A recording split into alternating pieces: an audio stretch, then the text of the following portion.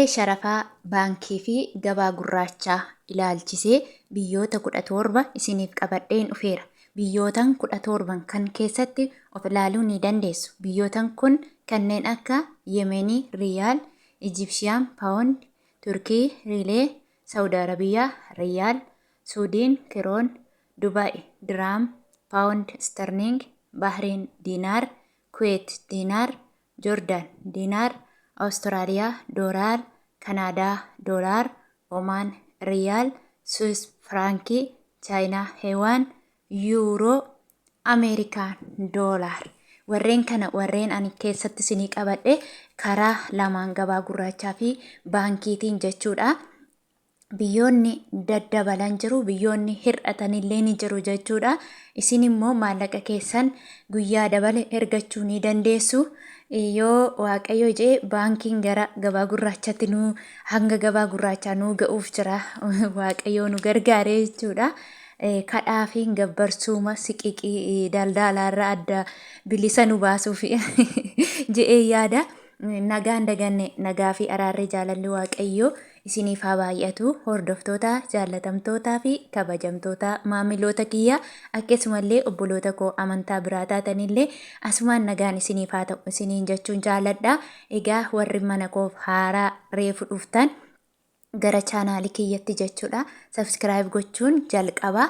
Warri na hordofaa maamila koo taatan immoo like, share hiriyoota keessaniif gochuudhaan na wajjiniin ta'a yaada jiru waliin hirmaannaa isiniin jechuun barbaada. Egaa guyyaa hardhaa jechuudha. Ameerikaan doolaarri tokko karaa baankii 103.98 karaa gabaa gurraachaa 121.72 dhugaa fi sobasaa kunoo fuula irratti ani isin argisiisu kana asirraachee godhadha. Fuula Twitter irratti jechuudha. Asirraachee godha. Hunduma isaa suuraan isinitti argisiisuuf immoo baay'ee yeroo fudhata waan ta'eef fakkeenyaaf doolaara mee ilaalaa guyyaa hardhaa jechuudha. Guyyaa hardhaa ilaalladha. Guyyaan hardhaa meeqaan akka oole isiniin jechuun barbaada. Isa kaanis akkuma dhugaa ta'e odeeffannoo dhugaa ta'e akkan isin biraan geessisu abdiin qaba. Inni itti aanu yuuroodha.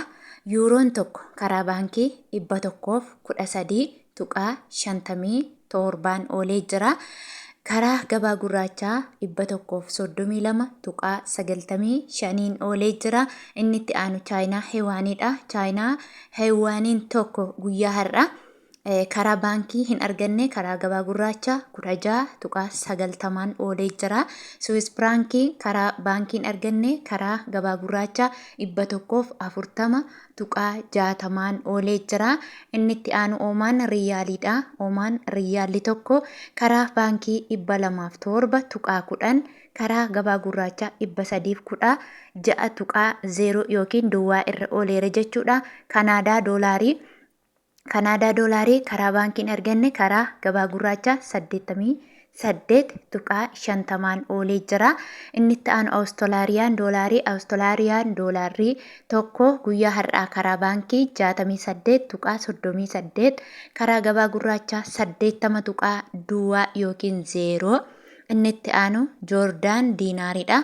Joordaan Diinaarri tokko karaa baankii 146.68 karaa gabaa gurraachaa 171.79.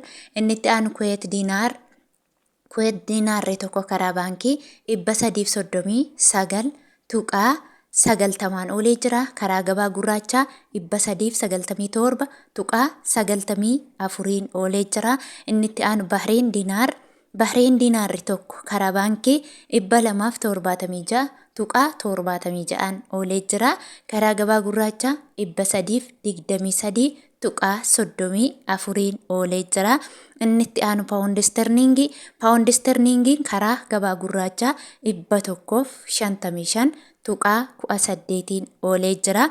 Inni itti aanu Dubaay Diraamiin tokko karaa baankii 28.31 karaa gabaa gurraachaa 33.16. Daldalaan garuu akka kanaatti isiniin ergu. Daldalaan isinirraa biteetu geesseetu immoo nama hambiraatti gurgurata. Yeroon siniin jedhu fakkeenyaaf Dubaay diraamni tokko yoo 33 ta'e inni immoo meeqaan sirraa bitaa? Yoo jaallate 32 sirraa bitaa. Yoo jaallate 31 sirraa bitaa. Yoo jaallate immoo 32 fi adiin sirraa bitaa jechuudha. Garuu akka fuula Tiwiiterii akka guyyaan har'aa baankii gurgurtaaf bittaatiin ooletti 33 tuqaa 16 ooleera jechuudha. Inni itti aanu Suudiin kirooniidha. Suudiin kirooniin tokko karaa gabaa gurraachaa 11 tuqaa 50. Inni itti aanu Saudi Arabiyaa riyaaliidha.